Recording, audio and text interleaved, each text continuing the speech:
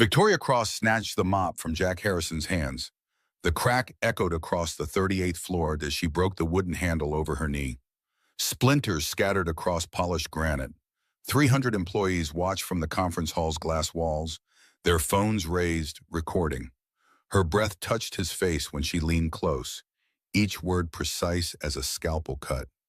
"You think you can fix my $3 million engine? You can't even hold a mop without my permission." She threw the broken pieces at his feet. Jack didn't move, didn't flinch. His hands stayed at his sides while Victoria's smile sharpened into something predatory. 2 hours.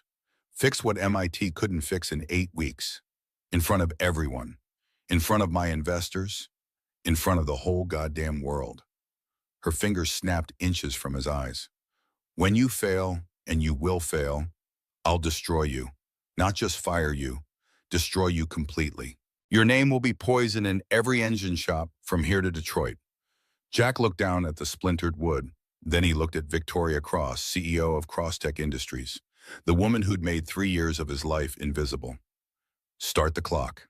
The words came out quiet, certain, final. Victoria's confidence flickered. She'd expected begging, tears, a man crumbling under pressure he couldn't possibly handle. Not this calm defiance that made the air shift, made 300 people lean forward, made something impossible suddenly feel inevitable.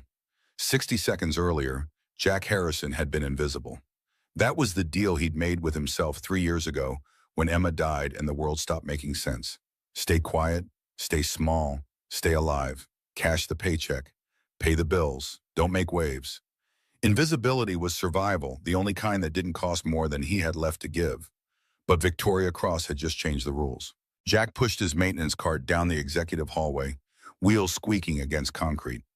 11:15 at night.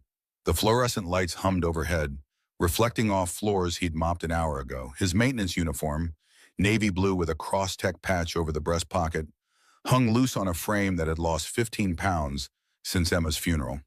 The cart carried cleaning supplies, trash bags, and a worn notebook he kept hidden under the chemical bottles. 3 years. 3 years of being the man people looked through instead of at. The security guard who nodded without seeing his face. The executives who held elevator doors for his cart but never acknowledged the person pushing it. The engineers who discussed classified projects in the hallways while Jack emptied their trash cans. As if custodial work rendered him deaf, mute, invisible to consequence. He'd learned the geography of insignificance. Knew which corners to turn before someone approached. Which bathrooms to clean during which meetings. How to make his footsteps so quiet that people forgot he was there. Standing 3 feet away while they argued about budgets, or whispered about affairs, or complained about the CEO who terrorized them all. Victoria Cross, the name carried weight in Silicon Valley, in defense circles, in the kind of boardrooms where $100 million contracts were signed with fountain pens that cost more than Jack's annual salary. She'd built Crosstech from nothing, they said, fought her way up through an industry that didn't want women, especially not women who refused to smile and apologize and make themselves smaller for male comfort. Jack understood that fight. His mother had been a secretary at Ford for 32 years, watching men with half her competence climb past her because they wore the right suits and played the right golf courses. She taught him early, the world doesn't reward merit.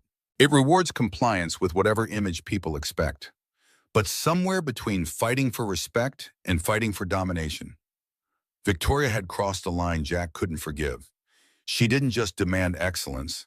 She weaponized humiliation, made examples of people. Last month, she'd fired a junior engineer in the middle of the cafeteria, loud enough for everyone to hear about his incompetence, his failures, his worthlessness. The man had been 42 years old. He'd cried. Jack kept pushing his cart. His right knee ached, an old injury from his shop days, from the time a hydraulic lift failed and dropped an engine block that should have crushed his leg but only shattered his kneecap. That was 15 years ago, back when he still had health insurance good enough to cover the surgery. Now he just lived with the pain that flared up in cold weather and after long shifts on concrete floors. The apartment waiting for him was a 1-bedroom unit in a 3-story building 20 minutes outside Detroit proper. $850 a month, which consumed a third of his custodial salary. The furniture was secondhand. The refrigerator held milk, eggs, bread, and the kind of cheap coffee that tasted like punishment. On the shelf by the window sat a photograph. Jack and Emma on their wedding day, both of them 25 and stupid with hope. Mahawam, Emma Harrison, dead 3 years at 48. The cancer had come fast and vicious, pancreatic, the kind that didn't care about treatment plans or prayer or how much of your life you were willing to sacrifice to buy her one more month. Jack had sold everything. The shop he'd spent 15 years building, Harrison's Engine Works, gone for $210,000 when it was worth $380. The house they'd bought together, liquidated to cover medical bills insurance refused to pay. $290,000 in debt, $180,000 recovered from selling their life piece by piece. The remaining $110,000 hung over him like smoke. Collection agencies called twice a week. He'd stopped answering. What could they take that hadn't already been taken? Emma's last words played on repeat in the quiet hours before dawn. Her hand in his, thin as paper, cold as winter settling in. Promise me you won't give up. He'd promised. Promise me you'll remember who you are. He'd promised that too. Promise me you'll find your way back. That promise hurt the most because Jack didn't know if he could keep it. How do you find your way back when the path only leads to empty apartments and midnight shifts and the ghost of who you used to be? Jack Harrison at 33 had been the owner of a respected repair shop in Detroit, the guy who could diagnose engine problems other mechanics missed. The man his father would have been proud of if his father had lived long enough to see it. Robert Harrison, 34 years at Ford Motor Company, started on the line at 22, retired at 56 without ever moving up. He could hear engine problems the way other people heard music. A missed beat here, a wrong note there. The subtle discordance that meant something was failing before anyone else noticed. Jack's earliest memory was his father's garage, age 5, watching Robert rebuild a Chevy small block engine while explaining each component. By 8, Jack could identify parts by touch. By 12, he understood compression ratios and valve timing. By 16, he was helping diagnose problems in neighbors' cars, learning that engines were just puzzles if you knew how to listen. Robert had taught him that every engine has a heartbeat, son. Most people hear noise. But if you listen, really listen, the engine will tell you exactly what's wrong. His father never got promoted at Ford, never got recognition. The engineers with college degrees took credit for solutions Robert provided while working the line. Management passed him over for supervisory positions because he didn't have the right credentials, just 34 years of practical knowledge that made their operations run smoothly. Jack was 19 when he found his father dead on the garage floor. Heart attack. 58 years old. He'd been working on a neighbor's Mustang, trying to isolate a timing chain rattle. His hands were still covered in grease. The engine sat half disassembled, never to be finished. The funeral was small. Ford sent a standard condolence letter. His supervisor didn't attend. The company that had consumed 34 years of Robert Harrison's life moved on within a week, replacing him with a younger worker at a lower wage. Jack swore he'd be different.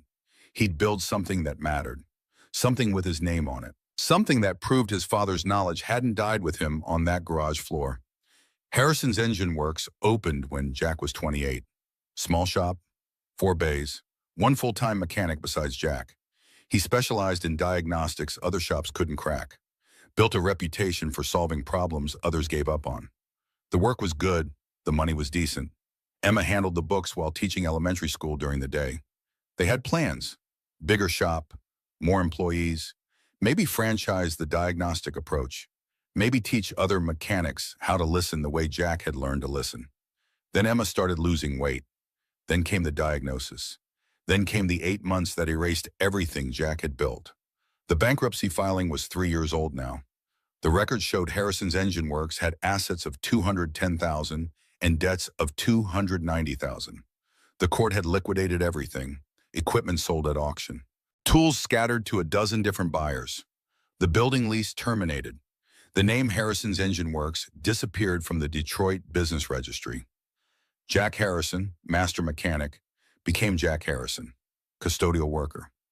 Night shift, $10 an hour, no benefits, no recognition, no visibility. Invisibility was safer anyway. easier, less painful than hoping for something better and watching it die the way everything else had died. His cart stopped outside the R&D lab on the 38th floor. Through the glass walls, Jack could see the marine engine that had consumed Crosstech's engineering team for 2 months. A custom unit worth $3.5 million, designed for a Japanese manufacturing contract worth 10 times that. It sat on a test platform, cables and sensors attached like life support to a patient that wouldn't stabilize. Jack had been listening to this engine for 2 weeks. He wasn't supposed to notice it. Wasn't supposed to stop and pay attention when the engineers ran late-night tests. Wasn't supposed to care about the frustrated conversations he overheard while emptying trash cans and wiping down whiteboards covered in equations he shouldn't understand but did. But every night when Jack mopped the floor outside the R&D lab, he heard it. The stutter at 2400 RPM. The slight hesitation every 3 seconds. Barely perceptible. The kind of thing most people would dismiss as normal operation. Jack heard it the way his father had taught him to hear. And he knew exactly what was wrong. The first night he'd noticed, he almost said something. Almost knocked on the door and offered to help. But that would mean admitting he understood diagnostic engineering. Would mean explaining how a custodian knew about metric to imperial conversion errors and fuel injection timing and the cascade failures that occurred when systems designed in Stuttgart tried to interface with control units calibrated in Detroit. So he stayed quiet, kept mopping, listened to the engine struggle while engineers with MIT degrees scratched their heads and ran the same test that had failed 47 times before. Jack reached into his cart and pulled out the notebook. His father's notebook. Actually, one of 3 Robert had filled with engine notes over the years. Jack had been using it to document the marine engine's problems. Sketches, calculations, the complete solution to a puzzle Crosstech couldn't solve. He flipped through pages of his own handwriting, small and precise, filling margins around his father's 40-year-old observations about Ford assembly line issues. Jack had calculated the exact percentage of calibration error, had identified which subsystems were amplifying the problem, had even sourced the $60 adapter that would fix everything. But saying something meant becoming visible, meant risking the anger of men who'd spent 8 weeks failing publicly, meant stepping into the light and hoping it didn't burn him the way it had burned his father. So Jack kept quiet, kept mopping, kept listening to an engine die slowly, while 300 people who earned 10 times his salary pretended the problem would solve itself. He was turning his cart toward the service elevator when Victoria's voice cut through the silence. "I asked you a question, janitor." Jack's hands tightened on the cart handle. His first instinct was correct. Jesse, apologize and disappear. That was the survival strategy, the safe play. "I'm sorry, ma'am. I'll move to another floor." Her heels clicked against concrete as she approached. "No, stay. I want to know why security keeps reporting that you spend extra time near my workshop, that you stop outside the door and listen." Jack felt his chest tighten. 3 years of careful invisibility, destroyed by curiosity and an engine that wouldn't stop calling to him. "I wasn't." Victoria stopped 3 feet away, her presence filling the hallway like a physical force. She wore a charcoal suit that probably cost more than Jack's monthly salary. Her dark hair was pulled back severe enough to hurt. Her eyes were the kind of cold that came from years of fighting battles where mercy meant defeat. "Don't lie to me. I own this building. I own every camera in this building. I've watched you, Jack Harrison, every night for 2 weeks standing outside that door like some kind of creep." Eric Chen appeared behind her. Lead engineer, MIT graduate, the kind of man who'd never pushed a mop in his life. He looked uncomfortable, sympathetic even, but too weak to intervene. "Victoria, maybe we should..." Her voice cracked like a whip. "Shut up, Eric." She never took her eyes off Jack. The security cameras would show this moment. Tomorrow, everyone would know the custodian who'd overstepped, who'd gotten too curious, who'd been made an example of the way Victoria made examples of everyone who forgot their place.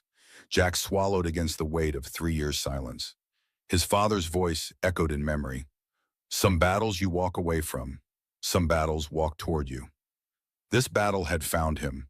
The question was whether he had anything left worth fighting for. The words came out before he could stop them. "The engine. I can hear what's wrong with it."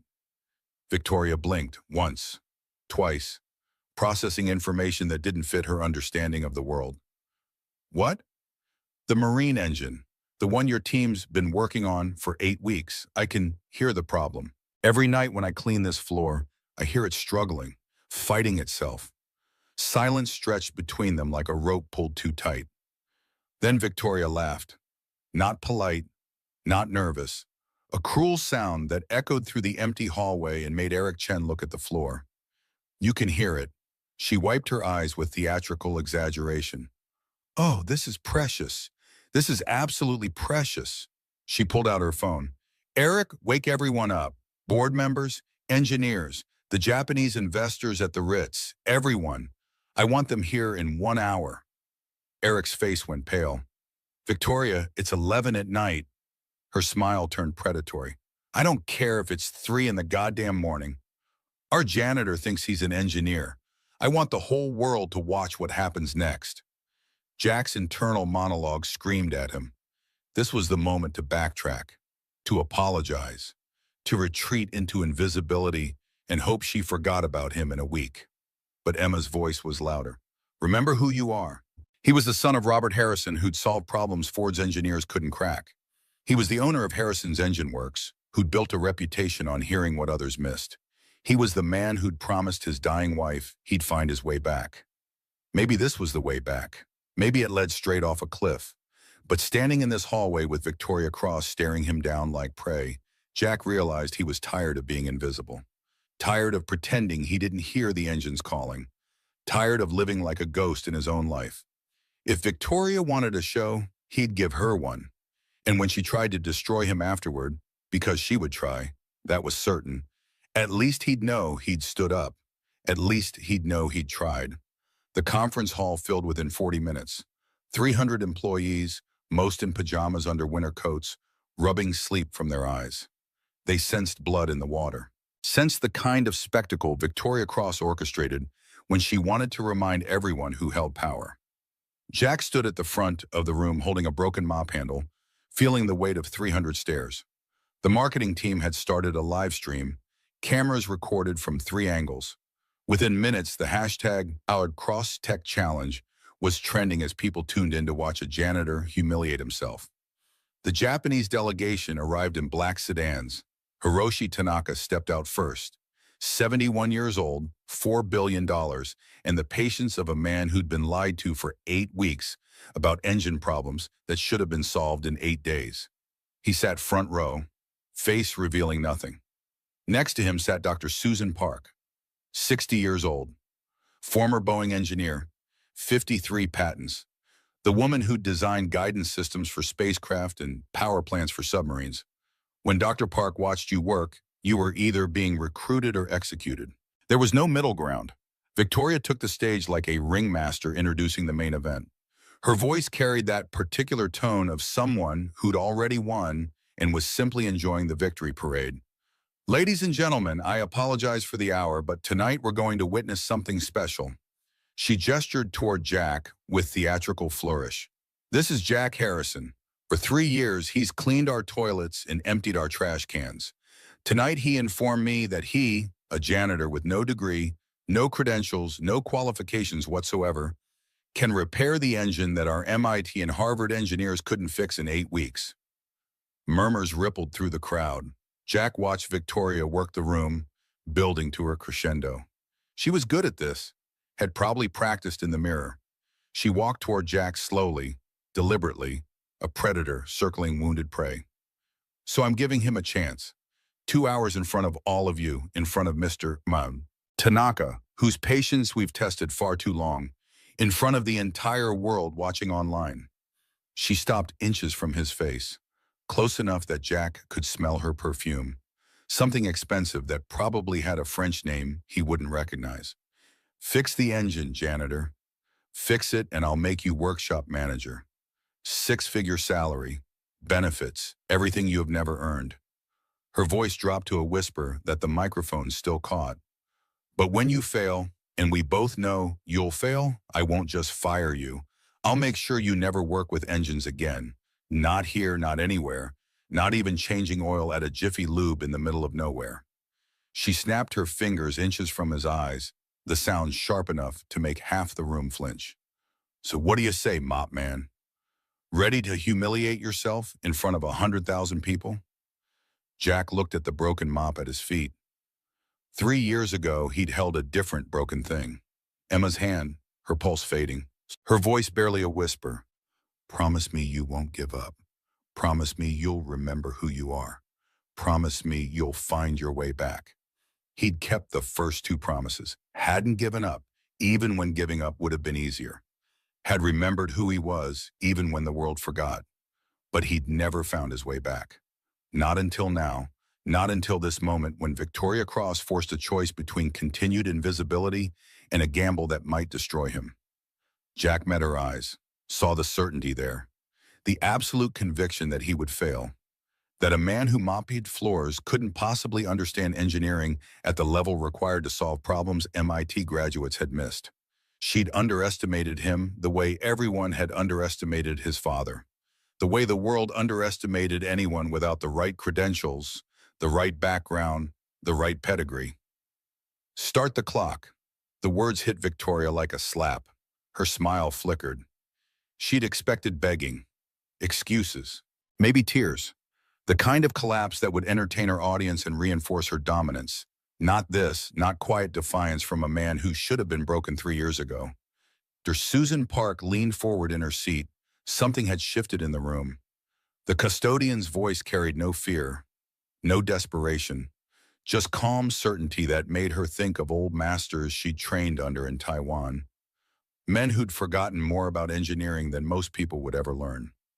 Victoria recovered quickly, professional Max sliding back into place. Fine, Eric, start the timer.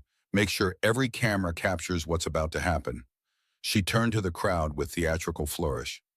Ladies and gentlemen, place your bets. How long before our janitor realizes he's in over his head? Nervous laughter from the employees. The Japanese delegation remained stone-faced. Jack walked toward the workshop door, his bad knee aching with each step.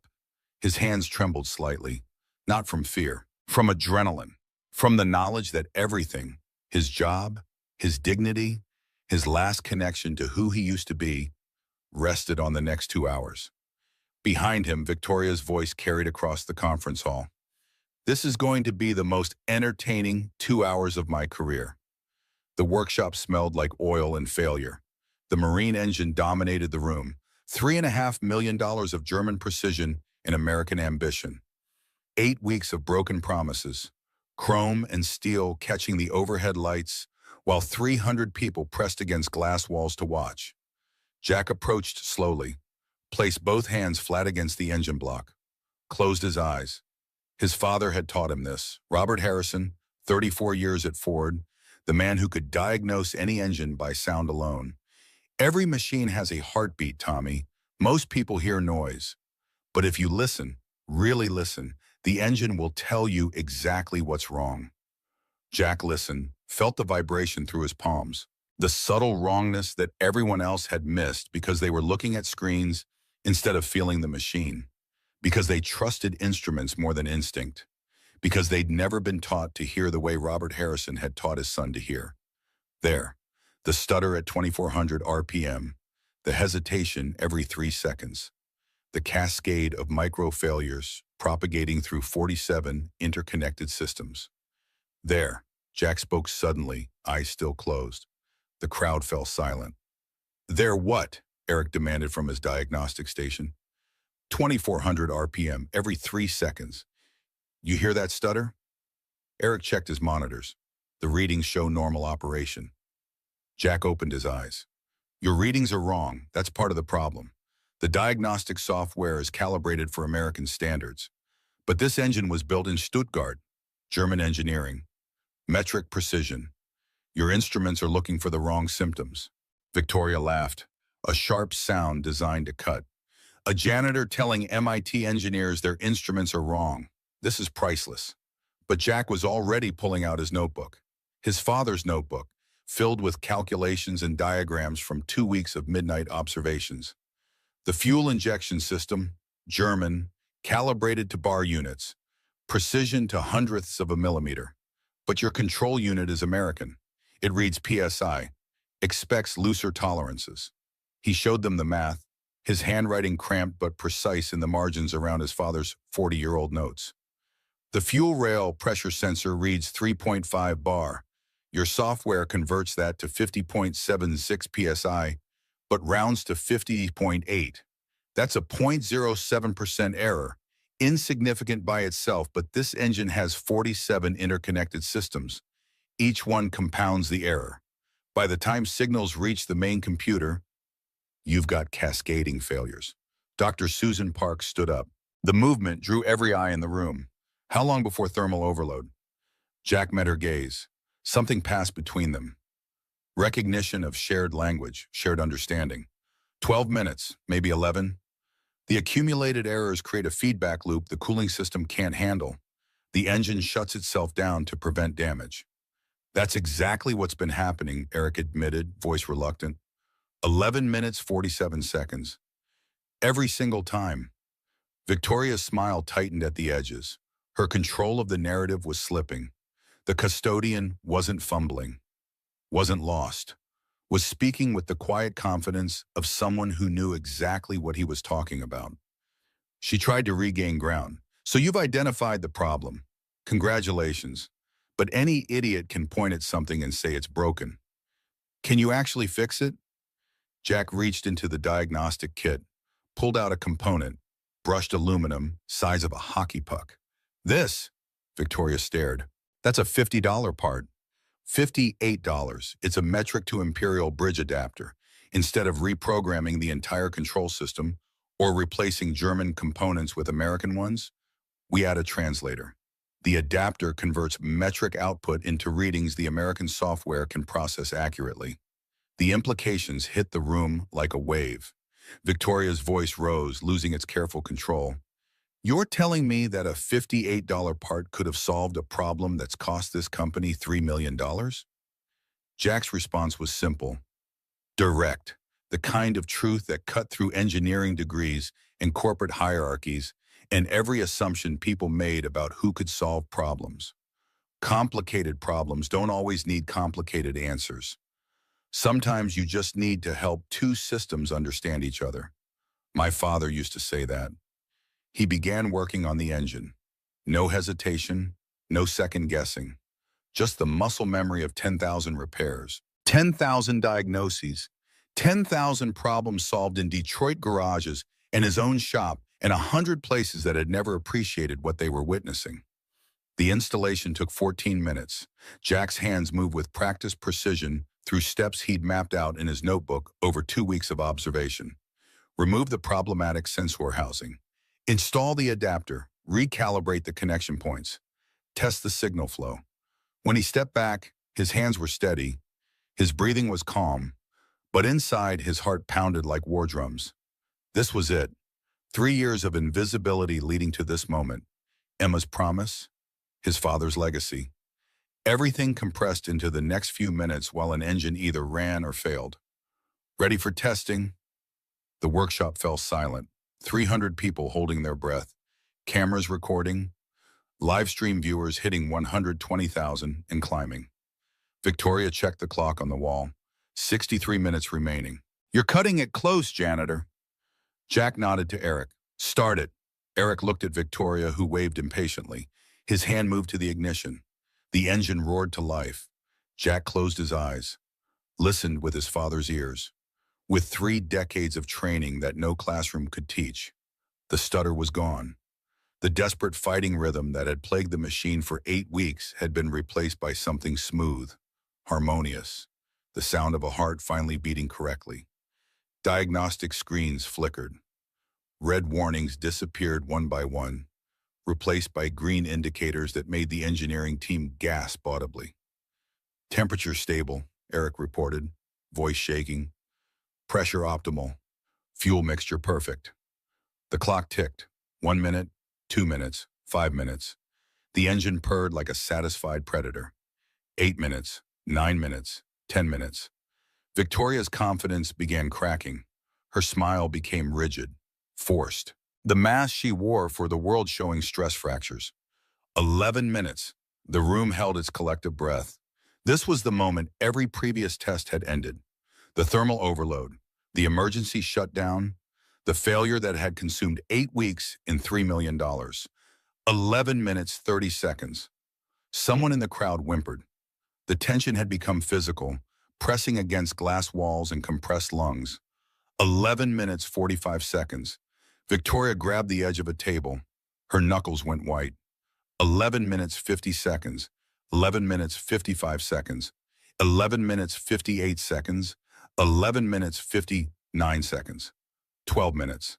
The engine kept running in 12 minutes, 15 seconds. 12 minutes, 30 seconds. 13 minutes. The room exploded. Engineers shouted at each other. Employees cheered. Someone started crying. The live stream comments scrolled so fast they became a blur of exclamation points in disbelief and questions about how a janitor had just solved what MIT couldn't. But Jack Harrison didn't celebrate.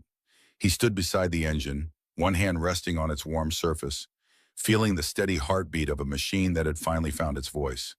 After 3 years of silence, after 3 years of invisibility, after 3 years of pretending he wasn't the man his father had trained him to be, Jack had spoken. And the world had listened. Hiroshi Tanaka rose from his chair.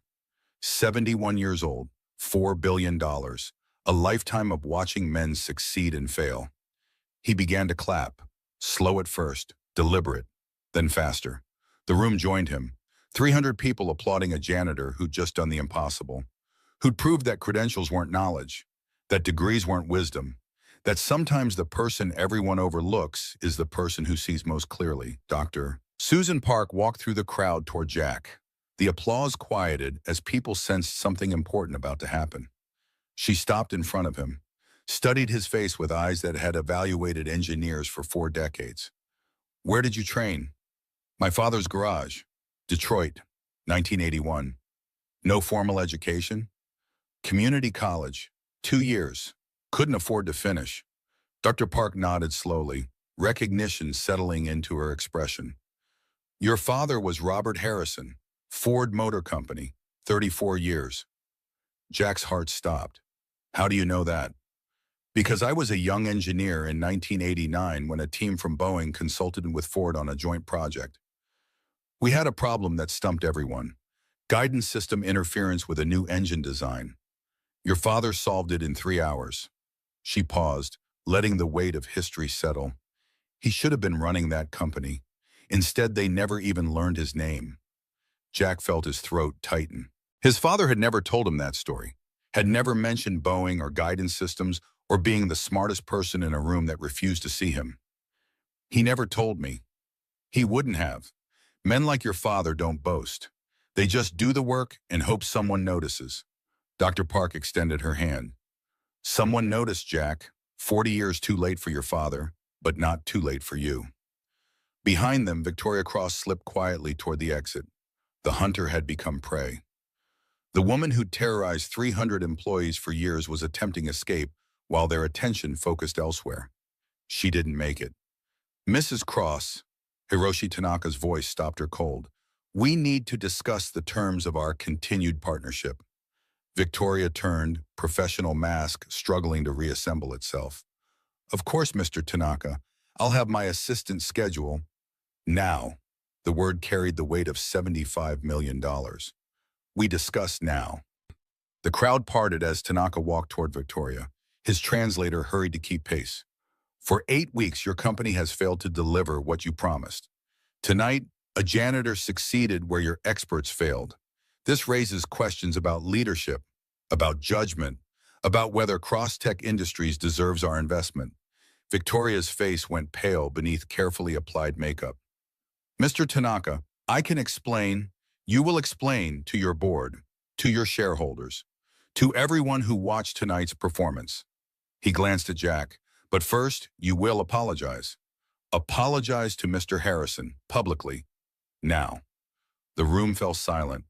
Victoria Cross, CEO, owner, queen of everything she surveyed, looked at Jack Harrison, the janitor she'd mocked, the invisible man she'd tried to destroy, the master mechanic who'd just saved her company.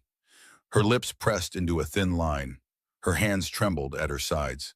Every camera in the room captured this moment. The livestream viewers had hit 200,000. This would be replayed, analyzed, remembered. She whispered, "I'm sorry." "Louder," Tanaka said. "The cameras are recording." Victoria closed her eyes. When she opened them, something had broken behind the cold exterior. Not remorse, not yet, but the first crack in armor she'd spent 30 years forging. "I'm sorry, Mr. Harriwise. I was wrong about you." Jack looked at her for a long moment, thought about Emma's final words, about promises made to dying wives, about finding your way back when the path seemed impossible. "Apology accepted," he said quietly. "Now let's talk about how we're going to make this engine even better." The workshop clock read 12:47 a.m., 63 minutes ahead of schedule. Jack Harrison, janitor, had just become Jack Harrison, the man who heard engines speak. The crowd began dispersing. Engineering teams gathered around diagnostic stations, reviewing data, trying to understand how they'd missed something so obvious. Executives pulled out phones to brief board members who'd wake up to news their company had been saved by custodial staff. Jack stood alone by the engine, one hand still resting on its surface. The vibration against his palm felt like a heartbeat. Steady, strong. The way things were supposed to feel when they worked correctly, when all the parts aligned and the systems understood each other and the machine could finally do what it was designed to do. "Mr. Harrison," DePark touched his shoulder, "you should sit down. You're shaking." Jack looked at his hands. She was right. The adrenaline that had carried him through the past 2 hours was draining away, leaving behind exhaustion so deep it felt like drowning. "I'm fine." "You're not fine. You just did something impossible under impossible pressure. Your body is in shock." She guided him toward a chair. "Sit. Breathe. The engine isn't going anywhere." Jack sat. Around him the workshop buzzed with activity. People who'd ignored him for 3 years now stared with mixture of awe and confusion. The invisible man had become visible, and they didn't know how to process the transformation. His phone buzzed. Unknown number. 2:43 a.m. He should have known better than to answer, should have recognized that Victoria Cross wouldn't accept defeat gracefully. That powerful people don't lose. They just choose when to stop playing. But exhaustion made Jack careless. He answered. "Mr. Harrison," female voice, professional, unfamiliar. "Please hold for Victoria Cross." His stomach dropped. A click. Then Victoria's voice, cold and controlled, stripped of the false warmth she'd performed for cameras. "Hello, Jack." "Mrs. Cross. I wanted to call and congratulate you personally. Quite a performance tonight." "Thank you." "Don't thank me yet." Pause. Calculated. "I've been doing some research since I left the workshop. Fascinating things come up when you know where to look." Jack said nothing, waited for the knife he knew was coming. "For instance, I found an interesting bankruptcy filing from 3 years ago. Harrison's Engine Works. Liquidated assets totaling $210,000. Debts totaling $290,000. Her voice dripped, false sympathy from. "Medical bills mostly. Your wife, cancer." Jack gripped the phone tighter. "That's none of your business." "Everything about my employees is my business, Jack. Especially employees who humiliate me in front of investors worth $75 million. The false sympathy vanished, replaced by ice.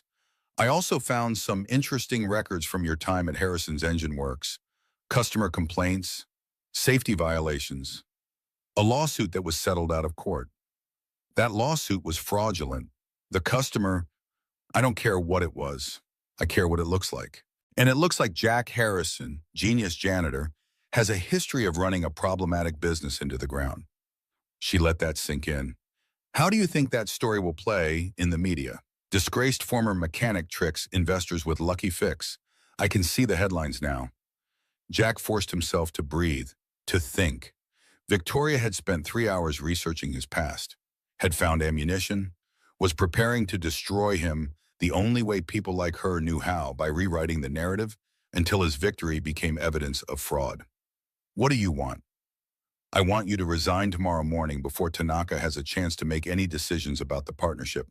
You'll write a letter admitting you got lucky tonight, that you're not qualified for any engineering position, that you're grateful for the opportunity to return to your maintenance duties." Victoria paused. And if you refuse, then I destroy you. Not just fire you, destroy you. I'll make sure every media outlet in the country knows about your failed business, your dead wife, your pathetic attempts to relive past glory. I'll sue you for unauthorized access to proprietary equipment. I'll have my lawyers drag you through court until you can't afford to eat. Her voice dropped to something almost gentle, almost human, the cruelty more cutting for its softness. You think tonight was a victory, Jack, but you forgot the most important rule of corporate America. People like me don't lose. We just choose when to stop playing. The line went dead. Jack sat in the darkness of his apartment, phone still pressed to his ear, Victoria's threat echoing in the silence. The photograph of Emma smiled at him from the shelf, frozen in a moment when the future still held promise. He'd kept his promises to her, hadn't given up, had remembered who he was, had finally found his way back. And now Victoria Cross was going to take it all away, unless he fought back, unless he refused to disappear again, unless he remembered that invisibility might be survival, but it was also a kind of death. Jack looked at Emma's photograph one more time, heard her voice as clearly as if she were sitting beside him. Some things matter more than safety, oh Tommy. Some things are worth the risk. Victoria Cross thought she was the predator, thought she could threaten and manipulate and control because that's what powerful people did. That's what had always worked. She was about to learn what it felt like to be prey. Jack didn't sleep. Morning light crept through his apartment blinds while he sat at the kitchen table with his father's notebook open, surrounded by 3 years of careful invisibility that Victoria Cross was about to weaponize. The bankruptcy records she'd mentioned were public. The lawsuit, fraudulent as it was, had left paper trails. A customer who'd blamed Jack for engine problems caused by his own negligence, then sued for damages when Jack refused to fix them for free, settled out of court because fighting would have cost more than paying. Victoria would twist it, make it evidence of incompetence, feed it to journalists who'd write headlines about janitors playing engineer. By noon, Jack's moment of triumph would become a cautionary tale about overreach and delusion. Unless he moved first. His phone showed 6:15 a.m. Hiroshi Tanaka's assistant had sent a text at 5:30. Mr. Tanaka requests private meeting, 7:30 a.m. Conference room B. Jack showered, put on the same clothes from yesterday. He owned 3 pairs of work pants, 4 shirts, all variations of the same practical uniform. His knee ached from standing on concrete for 2 hours while fixing the engine. The Civic's check engine light had been on for 3 months, ironic for a master mechanic who couldn't afford to fix his own vehicle. Crosstech's parking lot was empty at 7. Jackie's key card still worked. Victoria hadn't moved that fast. He rode the elevator to the 38th floor, watched the numbers climb, remembered every night he'd ridden this same elevator, pushing a maintenance cart while executives ignored his existence. Conference room B was smaller than the auditorium where he'd performed for 300 people. Intimate. 2 chairs facing each other across a table. Hiroshi Tanaka sat in one, hands folded, expression unreadable. Jack took the other chair, waited. His father had taught him silence could be its own form of communication. Hiroshi spoke first. She will try to destroy you. You know this. Yes, sir. And yet you challenged her anyway. In front of her employees, in front of her investors, in front of the entire world. Something that might have been a smile touched Hiroshi's weathered face. Either very brave or very foolish. Probably both. Hiroshi's laugh was unexpected, warm, genuine. The sound of a man who'd spent 71 years evaluating people and recognized honesty when he heard it. I like you, Mr. Harrison. I liked you before last night when I watched security footage of a janitor studying engine blueprints at 2 in the morning. I liked you more when I saw you stand up to a woman who terrifies half of Silicon Valley. He stood, walked to the window overlooking Detroit's industrial sprawl. The morning sun turned his silver hair to platinum. Tomorrow we will discuss your future. Today you should go home. Sleep. You've been awake 27 hours by my count. Jack started to rise. Hiroshi raised one hand, keeping him seated. One more thing. Your father, Robert Harrison. I knew of him. Time stopped. Jack's chest tightened around air that suddenly wouldn't move properly through his lungs. In 1985, I visited Ford's Detroit plant as a young executive, 39 years old, ambitious, building what would become Tanaka Industries. Hiroshi turned from the window, his eyes holding memories across 4 decades. There was a problem with an engine design, something that stumped our joint engineering team for weeks. Your father solved it in one afternoon. Jack found his voice, barely. He never mentioned that. He refused to take credit, told our team the solution was obvious if you listened to the engine. Hiroshi's expression softened with something like regret. I tried to hire him, offered 3 times his Ford salary to come to Japan, led our engine development program. He would have become wealthy, respected, given the recognition he deserved. The words hit Jack like physical blows. His father, Robert Harrison, offered a fortune and refused it. Why? He said his family was in Detroit, said he couldn't leave them. Hiroshi met Jack's eyes. Couldn't leave his son.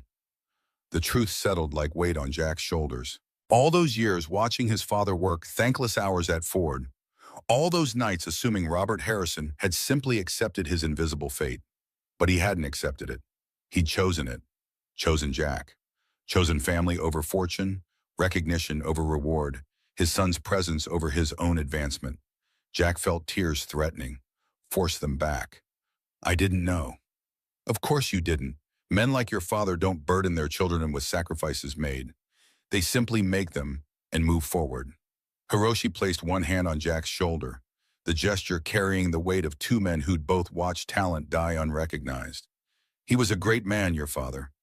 The world's failure to acknowledge him was tragedy, but perhaps his son will receive the recognition he deserved. Jack walked to his car in a daze, started the engine. It coughed, sputtered, finally caught. The check engine light glared its steady accusation. He should go home, should sleep, should follow Hiroshi's advice and let exhaustion have its due. Instead, he drove to the cemetery. Sarah Memorial Gardens sat on the eastern edge of Detroit's suburbs. Jack hadn't visited in 8 months. The guilt of that absence sat heavy as he walked between headstones reading names of people who'd also left behind unfinished business, unpaid debts, promises they'd run out of time to keep. Emma Harrison, beloved wife, 1907-2022. The words carved in granite didn't capture who she'd been, didn't mention her laugh or the way she'd organized their kitchen, so everything had its precise place, or how she believed in second chances even when the world proved that faith unwarranted. Jack knelt in grass that needed mowing. Someone had left flowers 2 headstones over, wilted carnations in a plastic vase. His hands were empty, except for the notebook, his father's notebook, the last physical connection to Robert Harrison, and now to Emma too, because she'd been the one who insisted they keep it after the funeral. I did it, Em. Fixed the engine. Made them see me. His voice felt strange in open air, too loud and too quiet simultaneously. But Victoria's coming for me. She's going to twist everything. Make me look like a fraud. A breeze moved through the cemetery, rustling leaves that had already begun their autumn surrender. Emma wasn't here to answer, had never believed in ghosts or afterlife or any comfort except the one that mattered, making the most of the time you had while you had it. Jack pressed his palm flat against the headstone, cold granite warming slowly in morning sun. I need help, and I think I know where to get it, but it means trusting someone, means risking everything on the chance that not everyone in that building is Victoria's puppet. He stood. His knee protested. The check engine light in his Civic would keep glowing. Bills would keep arriving. The world would keep turning, whether Jack Harrison fought back or surrendered. But Emma had believed in fighting, had fought cancer for 8 months when doctors gave her 3, had fought insurance companies who denied claims and hospitals who demanded payment in the universe itself that had decided 48 was old enough to die. If she'd fought that hard, Jack could fight Victoria Cross. He drove back to his apartment, looked up a number he'd been given 3 years ago. Eric Chen, lead engineer, the man who'd stood behind Victoria last night, looking uncomfortable but complicit, sympathetic but too weak to intervene when it mattered. 3 years ago, when Jack first started at Crosstech, Eric had given him a business card, said if Jack ever needed anything, he should call. It was the kind of gesture people made when they wanted to feel generous without risk of actual imposition. Most likely, Eric had forgotten entirely. Jack dialed. The phone rang 3 times before a sleep-thick voice answered. "Hello? Eric, Jack Harrison. I need help." Silence stretched long enough that Jack thought the call had dropped. Then Eric's voice came back, careful, calculating. "Victoria called you, didn't she?" "Yes, she threatened to destroy me." Eric exhaled heavily. The sound carried 3 years of exhaustion, of bending under pressure that never let up. "She does that. I've seen it happen a dozen times. Good engineers, smart people. She finds their weakness and exploits it until they break." "Is that what happened to you?" Another pause. When Eric spoke again, his voice had dropped to barely above a whisper, as if Victoria might somehow overhear through walls and distance. "I had a gambling problem. 3 years ago, lost almost everything. Retirement savings, my daughter's college fund, nearly lost my house." The confession came faster now, as if Eric had been holding it trapped for years. "Victoria found out. She paid off my debts, $230,000. Didn't ask for repayment. Just said I owed her loyalty, that I'd work 16-hour days and never push back on anything she decided and keep my mouth shut when I saw things that weren't right." Jack's chest tightened. This was why Eric had looked uncomfortable last night, why he'd started to object when Victoria attacked Jack, then fallen silent when she snapped at him. He wasn't weak. He was trapped. "That's why you work so hard, why you never stand up to her. She owns me, Jack. Same way she'll own you if you let her." Bitterness crept into Eric's voice, sharp and corrosive.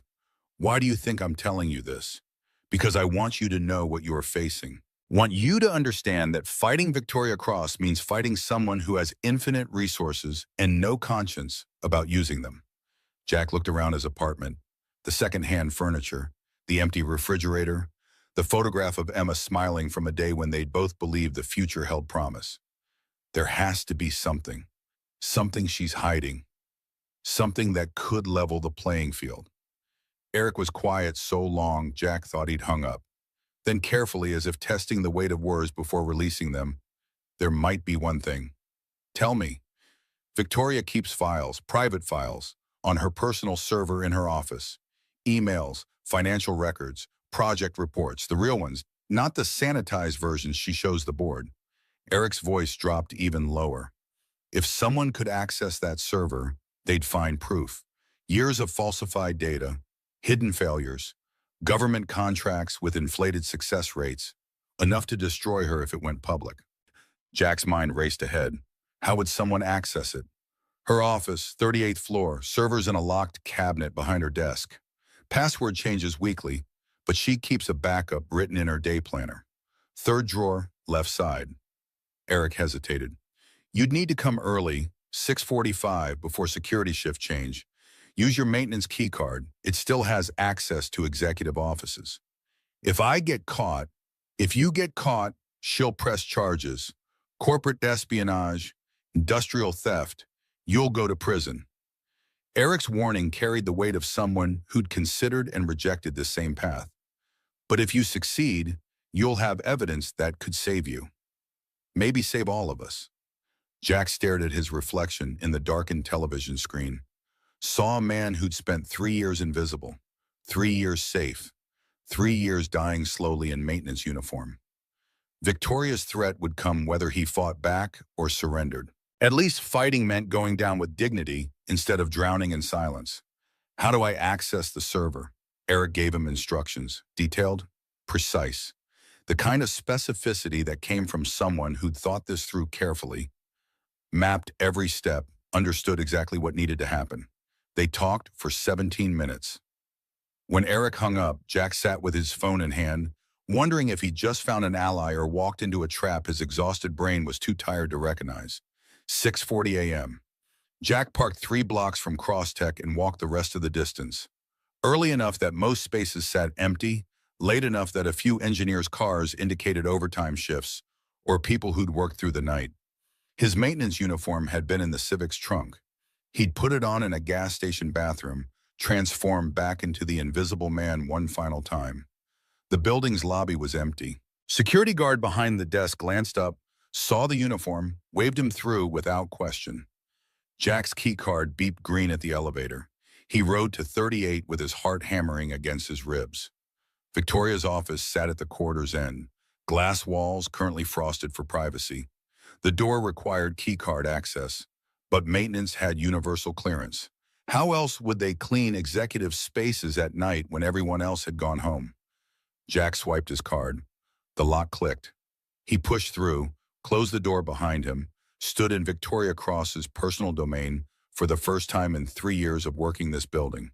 The office smelled like her perfume, something expensive with sharp undertones. The desk dominated the space, polished mahogany that probably cost more than Jack's annual salary. Behind it, exactly where Eric had described, stood a locked cabinet. Jack moved fast. No time for hesitation or second thoughts. Third drawer, left side. The day planner sat exactly where Eric promised, leather-bound, Victoria's initials embossed in gold. He flipped through pages of meetings and appointments and notes written in precise handwriting that revealed someone who planned every hour, controlled every variable, never left anything to chance. There, last Monday's page, a string of numbers and letters in the margin, casual enough that someone glancing wouldn't recognize it as a password, but clear enough that Victoria could find it when needed. Jack memorized the sequence, replaced the planner, turned to the cabinet, entered the password. The lock clicked open. Inside, a small server hummed quietly, surrounded by external hard drives and backup systems. Everything Victoria wanted to keep hidden from the world, stored in a locked box, in a locked office, in a building she owned. Jack pulled the flash drive from his pocket. He'd bought it at a 24-hour convenience store for $12, his checking account now down to $83 until next week's paycheck that might never come. He plugged it into the server. The download dialog appeared. Estimated time, 7 minutes. Progress bar crept forward. 3%, 7%, 12%. Each percentage felt like an hour. Each second stretched into eternity, while Jack stood exposed in Victoria's office, committing a crime that would send him to prison if discovered. Footsteps in the hallway. Jack froze. His blood turned to ice water in his veins. The footsteps grew louder, heels clicking against concrete with a rhythm he recognized from 3 years of avoiding it during his cleaning rounds. The door opened. Victoria Cross walked in. Time stopped. Victoria stood in the doorway, briefcase in hand, staring at Jack with an expression that moved through surprise towards something colder, more calculated. Behind him, the computer showed 37%. The flash drive was visible. The open cabinet was visible. Jack's guilt was visible in every line of his body. Well, Victoria's voice carried that particular tone of someone who just won a game they'd been playing 3 moves ahead. This is unexpected. Jack's mind raced through impossible scenarios. Lie about why he was here, claim he'd come to clean, pretend the download was something innocent.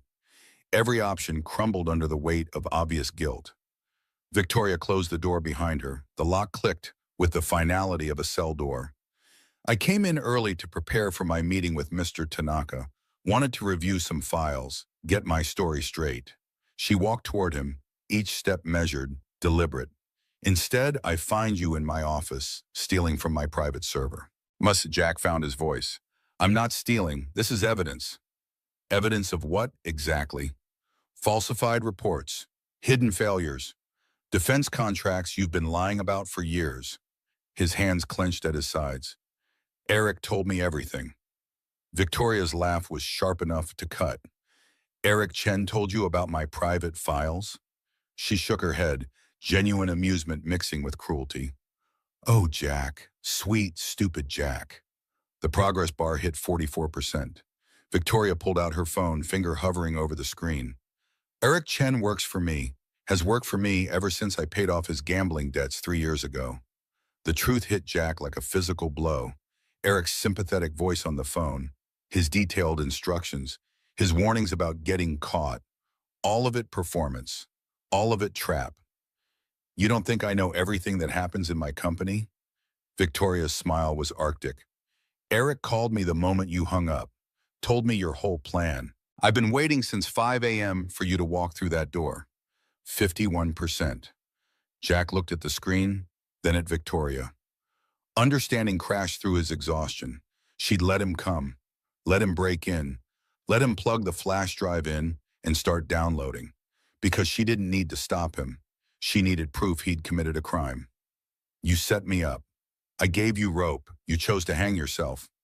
Victoria pressed a button on her phone. Security is already on the way. Corporate espionage, industrial theft, unauthorized access to protected systems. My lawyers will make sure you spend the next 10 years in prison.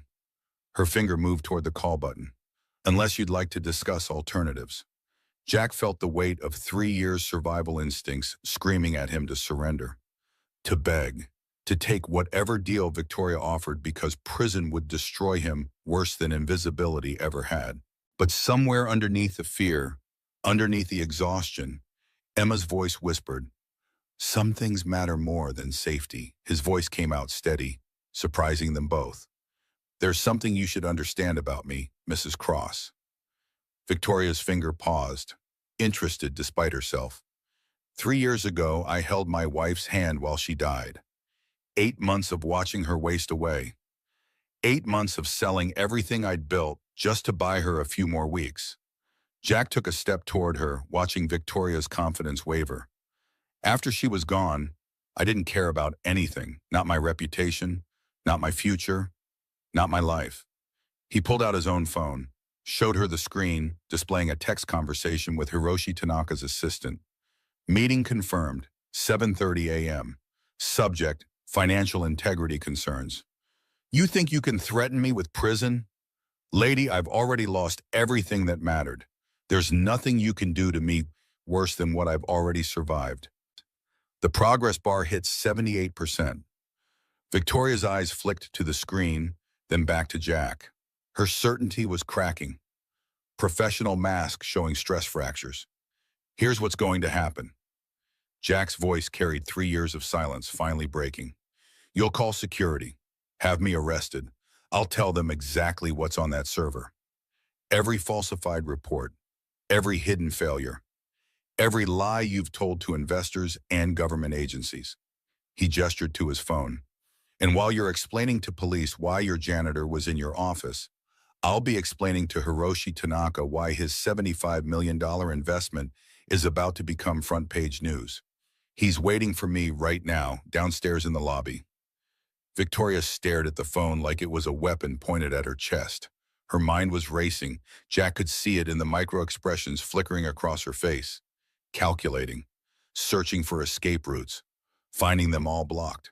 You're insane. You're throwing away your life for nothing. No, I'm throwing away nothing for something. For the first time in 3 years, I'm fighting back. Jack met her eyes. Win or lose, that's worth everything I've got left. Silence filled the office. The server hummed. The progress bar climbed. 92%, 96%. Victoria's phone trembled in her hand. She tried one last time, voice losing its careful control. There has to be a deal, something you want. Money, position. I'll make you head of the entire engineering division. 7 figures, stock options. There's nothing you can give me that I want. Victoria's mask shattered completely. Her voice rose, carrying years of fights and sacrifices and battles won through sheer refusal to lose. You think you're better than me? I built this company from nothing. I fought every day against men who told me I couldn't, shouldn't, wouldn't. I clawed my way to the top while people like you were content to push mops and complain about how unfair life is. Her hands shook. Tears threatened at the corners of eyes that had learned not to cry decades ago. I became exactly what they expected me to be. A bitch, a tyrant, someone they couldn't ignore or dismiss or steal from. And it worked. I'm standing in a corner office on the 38th floor of a building with my name on it. Where are you standing? The vulnerability lasted only seconds before she caught herself. Rebuilt the walls. But Jack had seen it. The woman underneath the armor. The one who'd started out fighting for respect and somewhere along the way started fighting just to fight. Forgot why it mattered. Confused dominance with dignity. 99%. 100%. Download complete. The door burst open. Security guards rushed in, followed by a man in an expensive suit, chief legal counsel. Mrs. Cross, we received an alert that your server was accessed remotely. He stopped when he saw Jack, saw the open cabinet, saw guilt written in every detail of the scene. Victoria recovered fast, professional mask snapping back into place. A trespasser. He broke into my office and was attempting to steal proprietary data. Arrest him immediately. The guards moved toward Jack. Their hands reached for his arms. Wait! Everyone turned. Hiroshi Tanaka stood in the doorway. Behind him, Dr. Susan Park. Behind her, more members of Crosstech's legal team looking confused and concerned. Hiroshi walked into the office slowly, his 71 years carried with the dignity of someone who'd spent 5 decades building empires and knew exactly when one was crumbling. Everything concerning Crosstech concerns me. I have $75 million invested in this company. That gives me certain rights. He looked at Jack. Mr. Harrison, would you like to explain? Jack's throat was dry. This was the moment. The point where he either committed fully or backed down. Where 3 years of invisibility either ended or extended forever. Mrs. Cross has been falsifying reports, defense contracts with inflated success rates, government projects with hidden failures, financial records that don't match what she's been telling investors. His voice gained strength. The proof is on that server. I was downloading it when she walked in. Victoria laughed, sharp, desperate.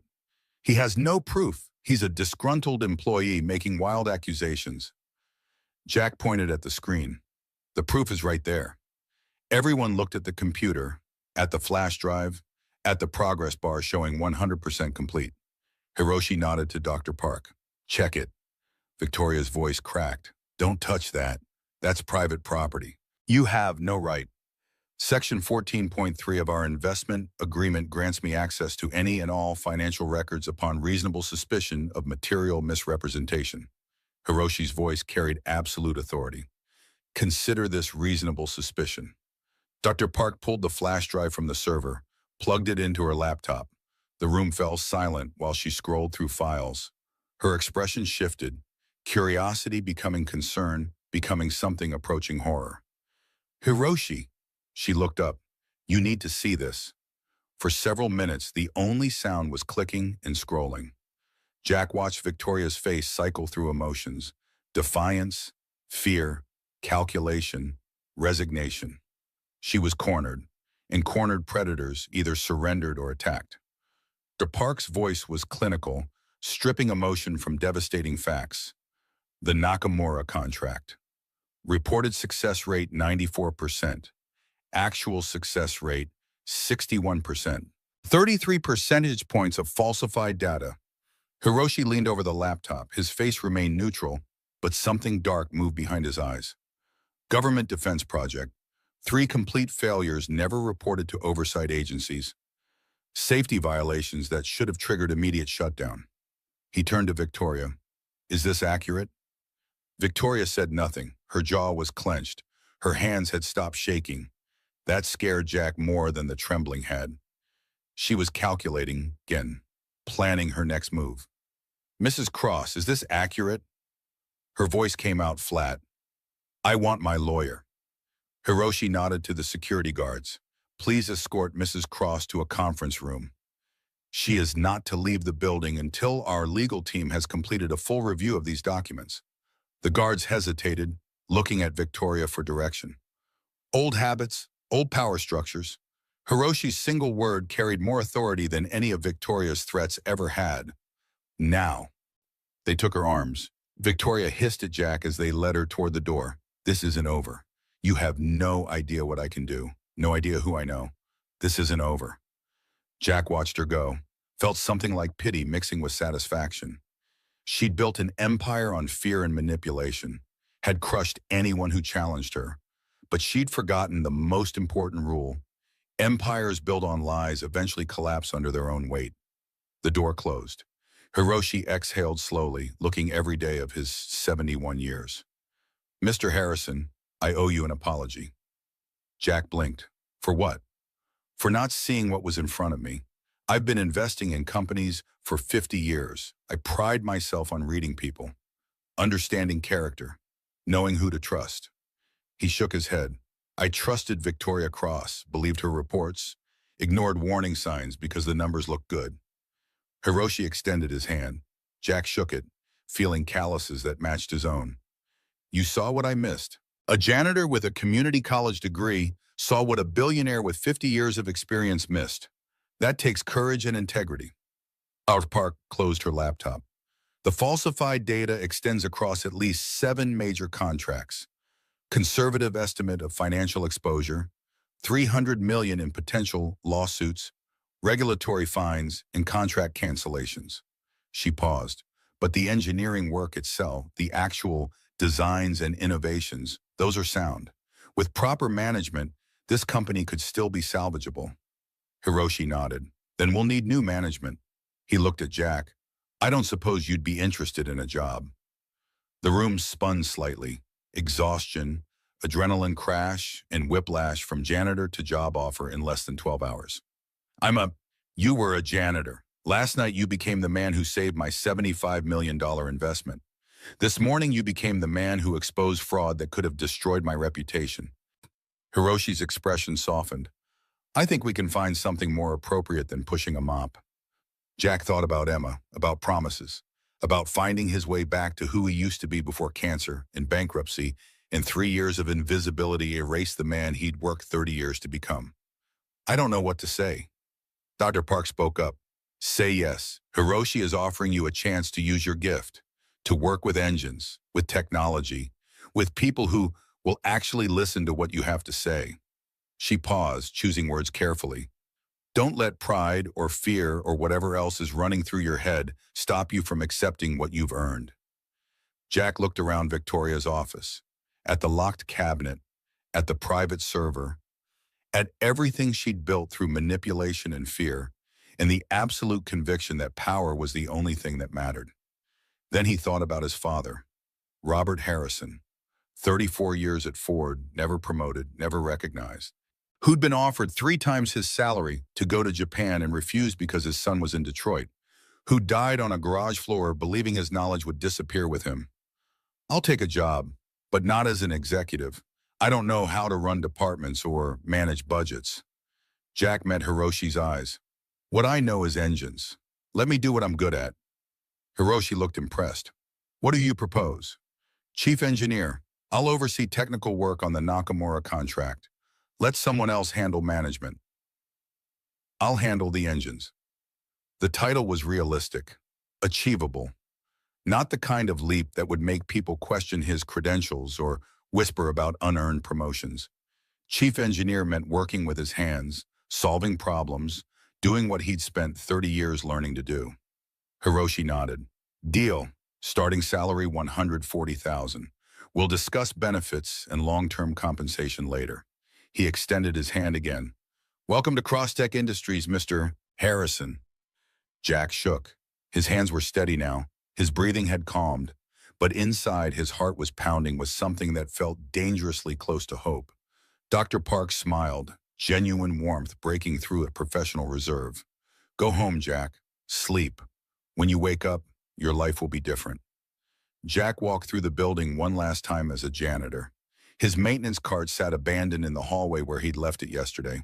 Someone else's problem now. Someone else's invisibility. He passed employees arriving for the morning shift. They stared at him. The custodian who'd saved Crosstech, who'd exposed their CEO, who'd changed everything in less than 24 hours. Some looked grateful. Some looked confused. A few looked angry, as if Jack had violated some unspoken rule about knowing your place and staying in it. Jack didn't care.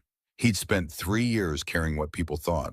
3 years making himself small and quiet and invisible so they'd forget he existed. No more. The morning sun hit him like a physical force when he stepped outside. Warm, bright, promising. Jack stood in the parking lot, keys in hand, checking his phone out of habit. 17 missed calls, 42 text messages. His inbox was exploding with job offers, interview requests, journalists wanting his story. The live stream from last night had been viewed 4 million times. Hashtag #CrossTechChallenge was still trending. Jack Harrison, Invisible Man, had become visible to the entire world. He got in his Civic, started the engine. The check engine light glowed its steady accusation. He'd fix that later. Right now, he needed sleep, needed food, needed time to process everything that had happened since Victoria broke a mop over her knee and challenged him to prove he was worth more than his job title suggested.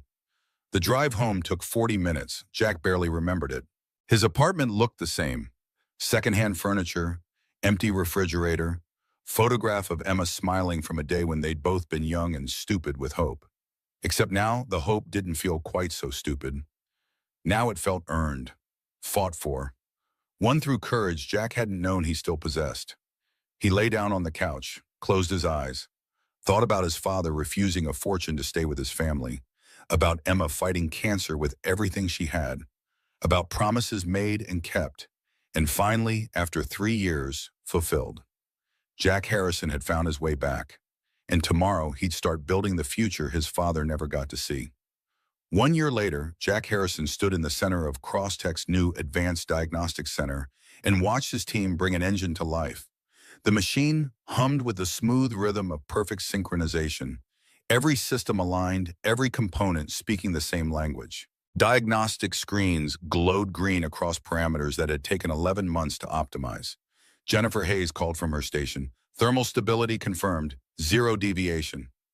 Jack had found her working the counter at an AutoZone in Columbus, selling parts to mechanics who didn't know half what she knew about engines. 26 years old, high school diploma, a gift for diagnostics that made MIT graduates look clumsy. He'd recruited her with a phone call and a promise that credentials didn't matter more than competence. Darnell Washington's voice carried across the workshop. Harmonic frequency locked at optimal, cooling efficiency 97.8%. Darnell had been driving trucks cross-country, spending his nights at rest stops studying mechanical engineering, textbooks he'd bought secondhand.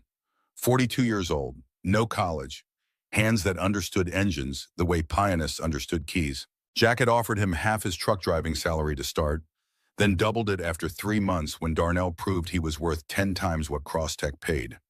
The Nakamura flagship model represented everything Jack had built in the 12 months.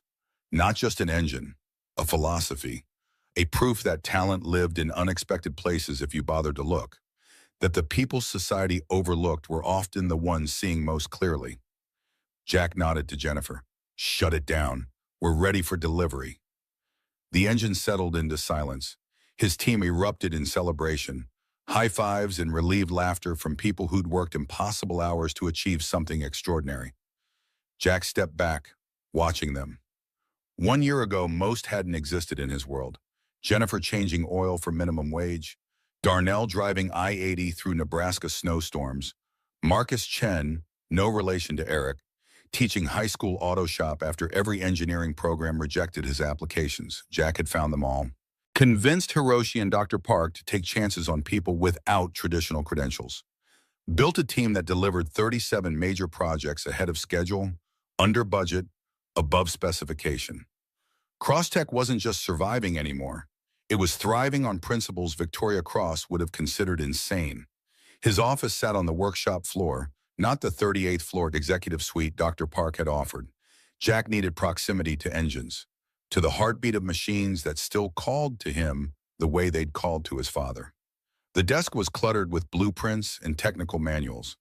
Emma's photograph smiled from its frame beside Robert's picture from 1985, both of them frozen in moments when they'd believed effort mattered more than credentials.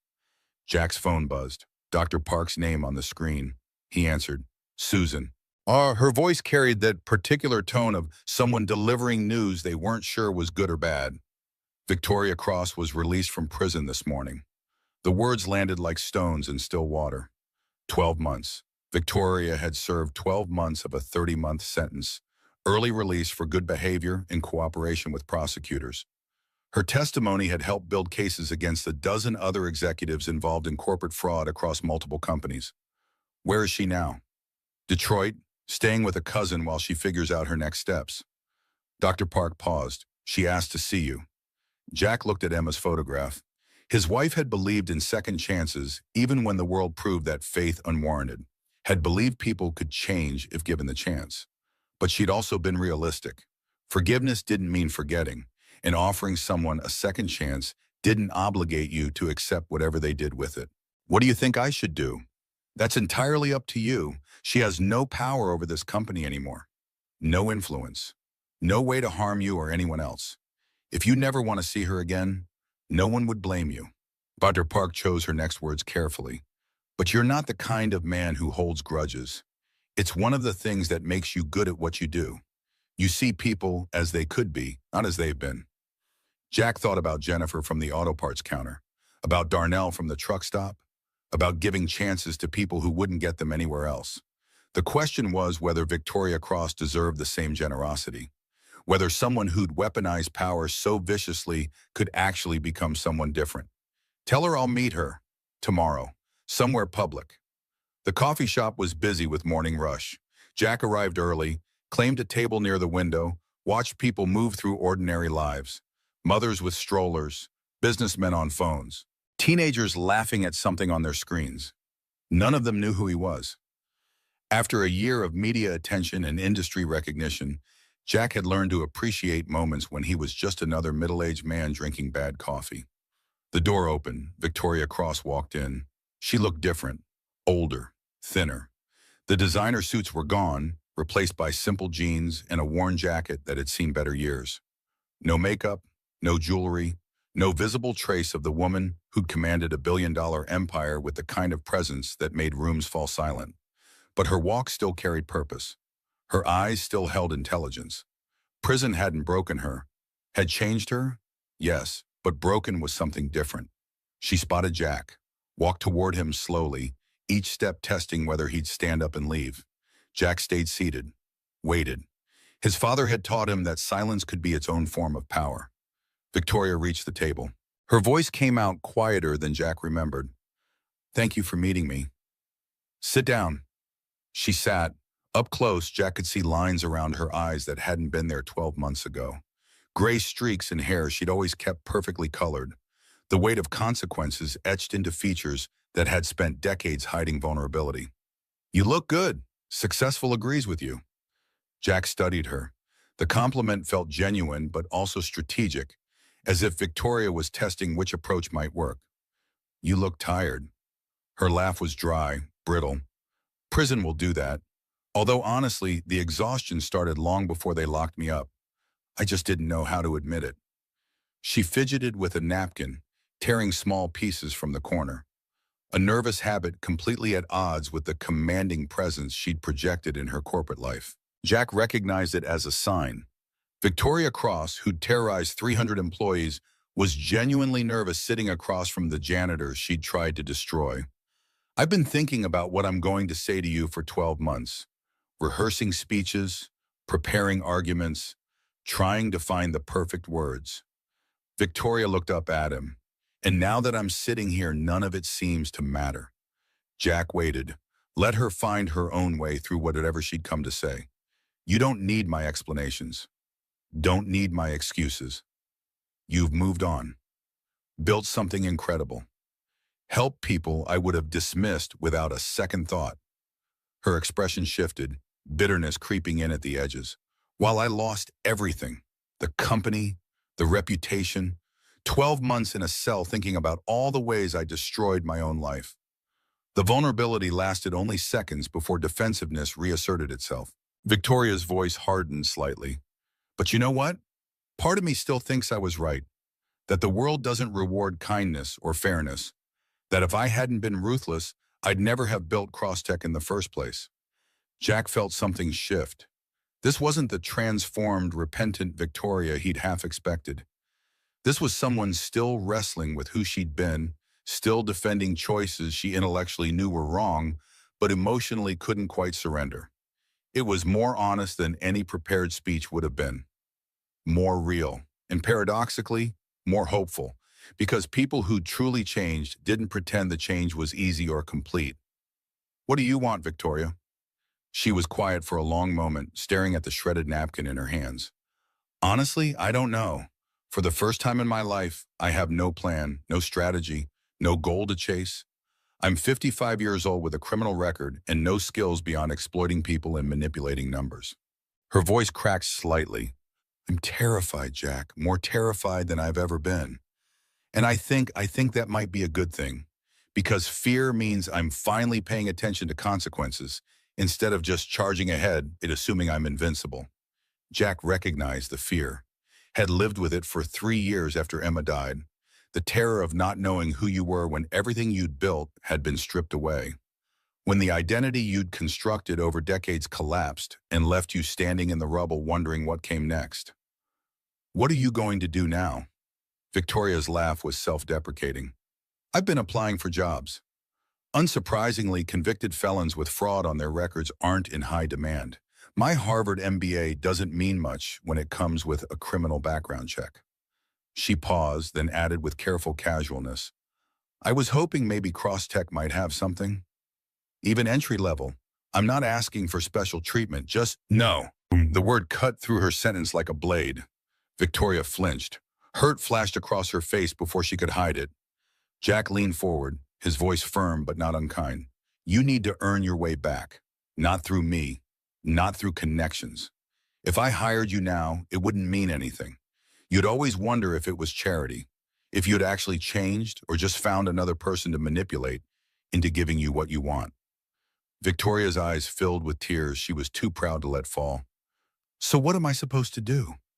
Figure it out, like everyone else does. Apply for TUS, take rejection, keep trying. When you've proven you can work honestly for someone else, work hard without expecting special treatment, then maybe we talk. His tone softened slightly. Emma believed in second chances, but she also believed you earn them, not by asking for them, by proving through actions that you're not the same person who hurt people. Jack stood, placed a $20 bill on the table for his coffee. Good luck, Victoria. He walked out without looking back. The morning sun was bright enough to hurt. Jack got in his Civic. He'd finally fixed the check engine light, a small victory that felt larger than it should.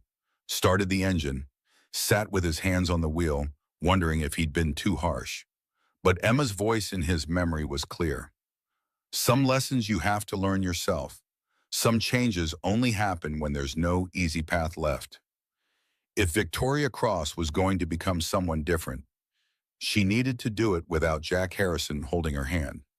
6 months passed. Jack didn't hear from Victoria, didn't think about her much. His days were consumed with engine development, team building, the kind of work that filled hours until exhaustion became a friend. The Nakamura contract was complete. 3 other major clients had signed specifically because of Jack's reputation for quality and integrity. Park had become CEO of Crosstech, steering the company through restructuring with the kind of competence Victoria had faked. Hiroshi remained chairman, involved but not interfering, letting capable people do what they did best. Jack was reviewing applications for the William Miller Memorial Fund, a scholarship program he'd established 6 months ago in his father's name. $140,000 of his salary went into it. Hiroshi had matched with $1 million grant. The fund provided full tuition and living expenses for non-traditional students pursuing engineering degrees. 3,000 applications for 50 spots. Mechanics, factory workers, truck drivers, people with passion, but without the pedigree that traditional programs demanded. Each application required essays, recommendations, proof of commitment. No special treatment, no shortcuts, just the chance to prove talent mattered more than credentials. Jack was reading application 2412 when a name made him stop. Victoria Cross. His first instinct was to disqualify her immediately. Second instinct was to read the application before deciding. Third instinct was to check whether she'd received any preferential treatment in the selection process. Dr. Park walked into his office, holding her own copy of the application. You've seen it. Just now. She applied 3 months ago, went through the same evaluation process as everyone else.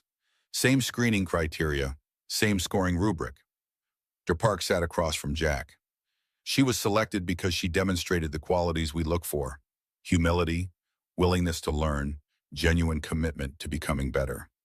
Jack flipped through Victoria's application. The essay was honest to the point of painful. Described 12 months in prison, 6 months working minimum wage at an AutoZone parts counter, enrollment in community college night classes where she'd earned straight A's for 2 semesters, volunteer work teaching basic car maintenance to single mothers at a community center, pro bono, no publicity. The essay's final paragraph hit harder than Jack expected. I spent 30 years climbing. When I reached the top, I had nothing, no family, no real friends, no legacy worth leaving. Prison taught me that real value comes from building, not manipulating. I'll never be the engineer I once pretended to manage, but I can learn to be an honest one. I'm not asking for special treatment. I'm asking for the chance to prove I can contribute something real. Jack set down the application, looked at Dr. Park. She didn't mention knowing me, didn't use my name anywhere. I noticed that too. She applied as Victoria Cross, former CEO convicted of fraud. Didn't hide it, didn't minimize it, just owned it and moved forward. Jack thought about 89 job applications Victoria must have submitted over 6 months. 87 rejections. Finally landing at AutoZone selling spark plugs and oil filters to mechanics who probably knew she used to run a billion-dollar company. Working that job while taking night classes. Volunteering her time. Building something new from absolute bottom.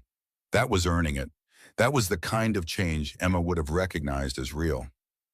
What's your recommendation? She earned the spot. Question is whether you're comfortable with it. Jack looked at his father's photograph. Robert Harrison had been passed over for promotions he'd earned because people couldn't see past his lack of credentials. Had died unrecognized because the world valued pedigree over competence. The William Miller Memorial Fund existed to prove that wrong. To give chances to people who'd been overlooked or dismissed or judged by their backgrounds instead of their potential. Victoria Cross had been all those things and worse, but she'd also spent 6 months proving she could change, could work honestly, could earn her place without manipulation or shortcuts.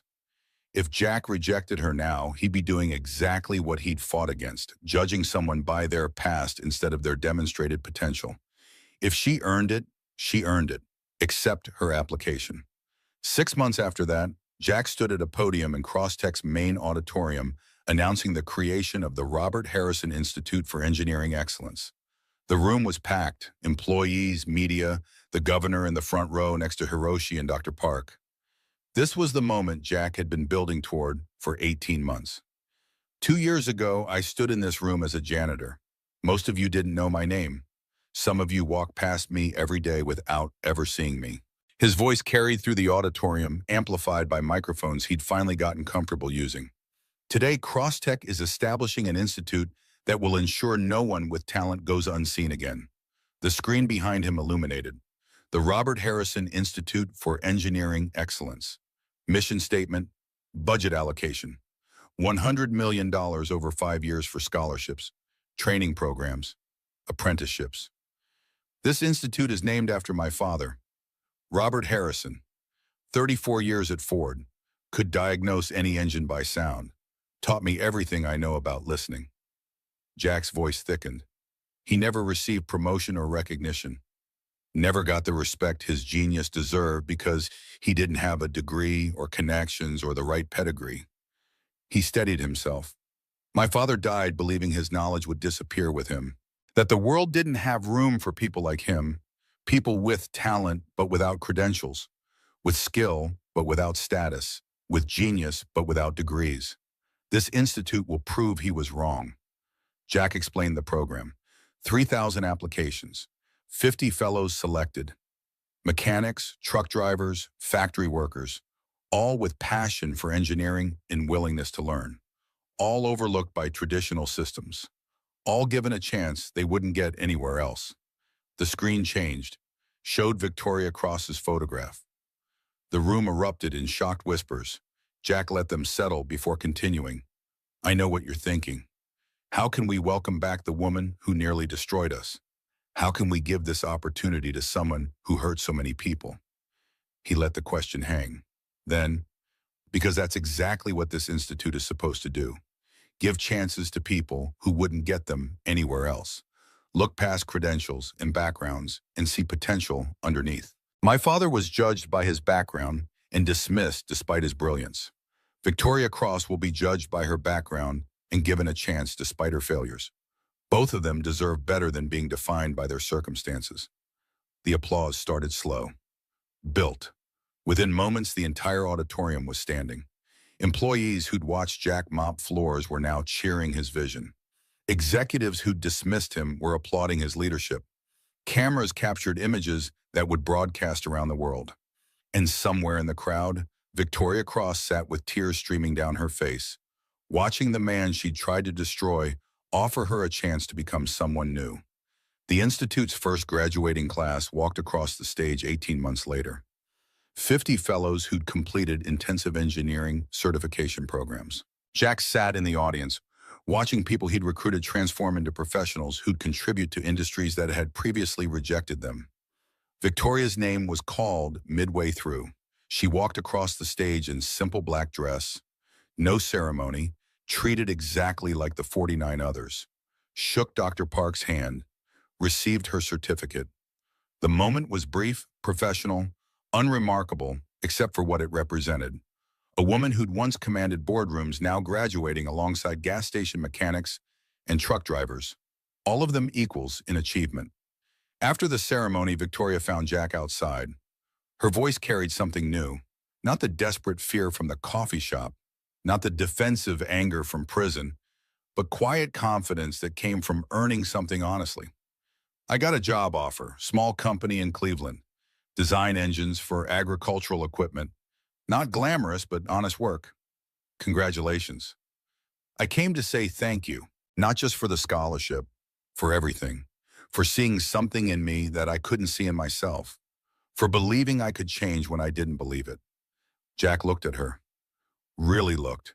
The woman standing before him had spent 2 years rebuilding herself from absolute bottom, had worked minimum wage, had endured rejection, had proven through actions instead of words that change was possible if you were willing to do the work.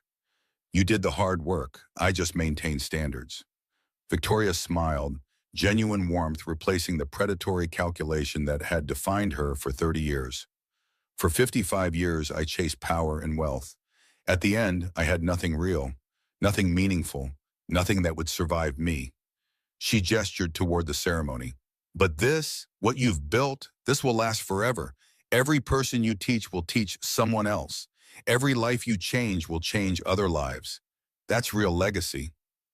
Jack thought about his father, about Emma, about the long journey from invisibility to recognition and back to something simpler and more meaningful than either. That's what Emma taught me. The measure of a life isn't what you accumulate, it's what you give away. Victoria nodded, extended her hand. Jack shook it, feeling the calluses that hadn't been there 2 years ago. The physical evidence of honest work. Take care of yourself, Victoria. Remember what you learned. I will.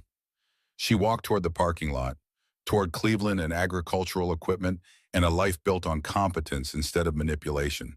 Jack watched her go, feeling something like pride mixing with relief. Victoria Cross hadn't been saved. Salvation wasn't something one person could give another, but she'd been given a chance to save herself, and she'd taken it. 2 years after Victoria's graduation, Jack announced his retirement from Crosstech. The decision surprised everyone except those who knew him best. At 54, he was at his career's height, respected throughout the industry, wealthy beyond anything he'd imagined, positioned to lead the company for another decade. But Jack was tired, good tired, the exhaustion that came from meaningful work, not the hollow fatigue of invisible labor. He'd accomplished what he'd set out to prove. That talent existed everywhere, that credentials didn't equal competence, that the people society overlooked were often the ones seeing most clearly. Dr. Park asked him the obvious question, "Where will you go?" Jack smiled. "Detroit. There's a garage that's been empty for a long time. I think it's time someone opened it up again." The Robert Harrison Memorial Garage opened on a Saturday morning in September. Nothing fancy, just a simple workshop in an old Detroit neighborhood that had seen better decades. The tools were ones Jack had collected over a lifetime of working with engines. The sign above the door read, "Free engine diagnostics for anyone who needs it." By noon, a line stretched around the block. Single mothers with cars that wouldn't start, Elderly men with trucks that had served them faithfully for 40 years. Teenagers with first cars held together by hope and duct tape. People who couldn't afford mechanics and couldn't understand why their engines had stopped working. Jack helped them all, showed young people how to listen to their engines, taught single parents basic maintenance that could save hundreds in repair bills, passed on his father's wisdom to anyone willing to learn. The same wisdom Robert Harrison had shared in a different garage 40 years earlier. Every engine has a heartbeat. You just have to know how to listen. A young woman walked in one afternoon carrying an engine part, frustration written across her face. I can't figure out what's wrong with it. I've tried everything. Ma, Jack took the part, examined it with hands that had fixed 10,000 problems. Within seconds, he identified the issue, a hairline crack invisible to the untrained eye, causing pressure loss that made the engine run rough. See this? He pointed to the crack. That's your problem. Easy fix if you know what you're looking for. The woman stared. How did you find that so fast?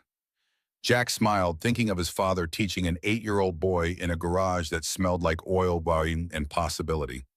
My father taught me a long time ago. He said that machines speak to those who know how to listen.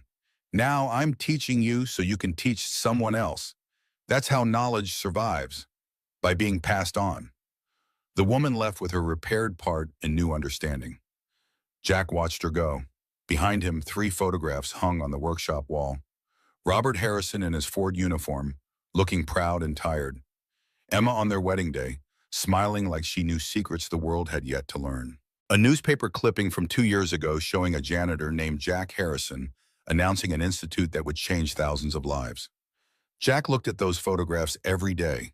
They reminded him where he'd come from and where he was going and why the journey mattered more than the destination. Late one evening, as Jack was closing up, a familiar figure appeared in the doorway.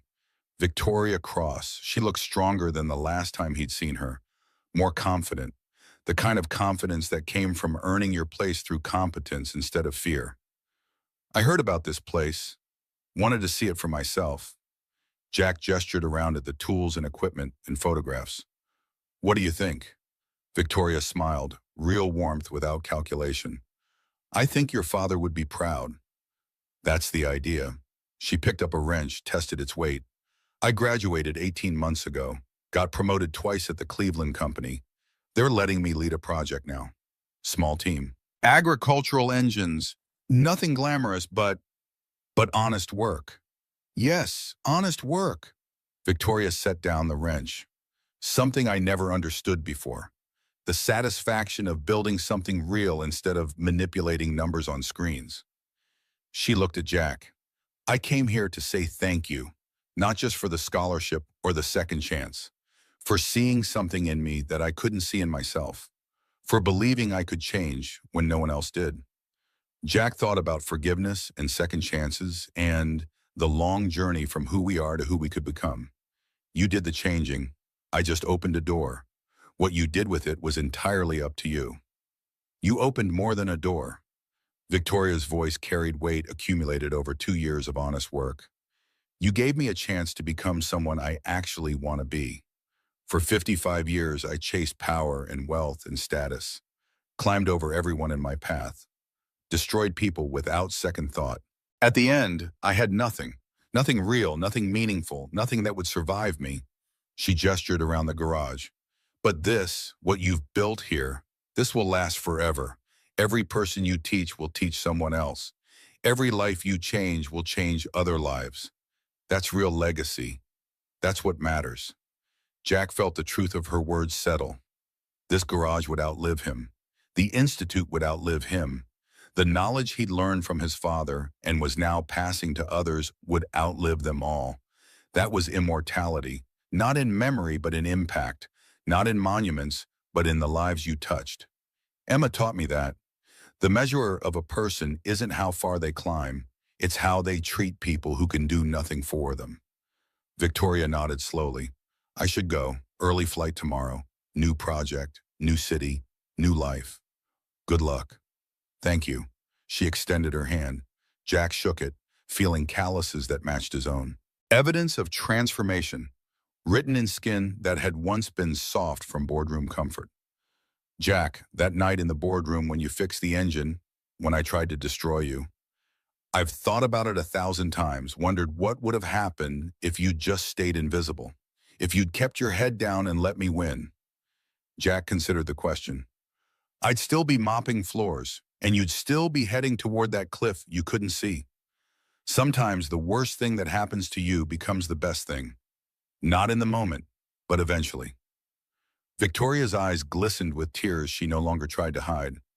Then I'm glad you stood up, even if it cost me everything, because it taught me something I never would have learned any other way, that some battles are worth fighting even when you lose, and some victories aren't victories at all. She walked out into the night. Jack watched her go, feeling the weight of 2 years' journey from enemy to something approaching friend. Not quite there yet. Some wounds took longer to heal than others, but moving in the right direction, moving toward a redemption that was earned instead of demanded. Jack turned off the lights, locked the door. Outside, stars burned bright above Detroit, the same stars that had watched over his father's garage decades ago, the same stars that would watch over this garage for years to come. He walked to his car, a newer model now. The Civic finally retired after giving everything it had. Started the engine. No check engine light, no ominous sounds, just the smooth purr of a machine working exactly as it should. Jack thought about Emma's final words, about promises made and kept, about finding his way back when the path seemed impossible. He'd kept all 3 promises, hadn't given up, had remembered who he was, had found his way back to the man his father had trained him to be. And in finding his way back, Jack Harrison had helped hundreds of others find theirs. That was the greatest victory of all, not what he'd built, but what he'd taught others to build for themselves. Not the empire he'd created, but the knowledge he'd shared. Not the recognition he'd received, but the talent he'd helped others discover. Jack drove toward home. The apartment was gone now, traded for a small house in the suburbs with a garage in the back. He'd been fixing it up slowly, new roof, fresh paint, proper lighting, planning to turn it into a workshop where he could teach neighborhood kids the way his father had taught him. The cycle continuing, knowledge passing from generation to generation. Robert Harrison to Jack Harrison to Jennifer Hayes and Darnell Washington and Victoria Cross and 100 others whose names Jack would forget, but whose impact would ripple forward through time. That was immortality. That was legacy. That was what mattered when everything else fell away. Not the money or the titles or the recognition, but the lives you touched and the changes you inspired and the talent you helped unleash in people everyone else had overlooked. Jack pulled into his driveway, turned off the engine, sat for a moment in silence, listening to the tick of cooling metal. The same sound he'd heard in his father's garage 40 years ago. The same sound he'd hear in his own garage 40 years from now, if the universe was kind. Inside, Emma's photograph sat on the mantel. Jack touched the frame gently, feeling wood that had absorbed 2 years of different grief, the kind that came with healing instead of bleeding, with memory instead of absence, with gratitude instead of rage. He'd kept his promises, all 3 of them, and in keeping them, he'd become the kind of man his father would have been proud to know, and his wife would have been proud to love. Jack Harrison, 54 years old, former janitor. Current teacher, forever the son of Robert and Harrison and the husband of Emma Harrison, and the keeper of wisdom that refused to die as long as someone kept passing it forward. The world had finally seen him, and in being seen, he'd helped others become visible too. That was enough. That was everything. That was the legacy that would outlive them all, not buildings or companies or monuments, but the simple truth that talent exists everywhere if you bother to look. And second chances matter if you're willing to earn them. And knowledge survives only when we share it with those who come after. Jack turned off the lights. Tomorrow he'd wake up and return to his garage and teach more people how to listen to engines.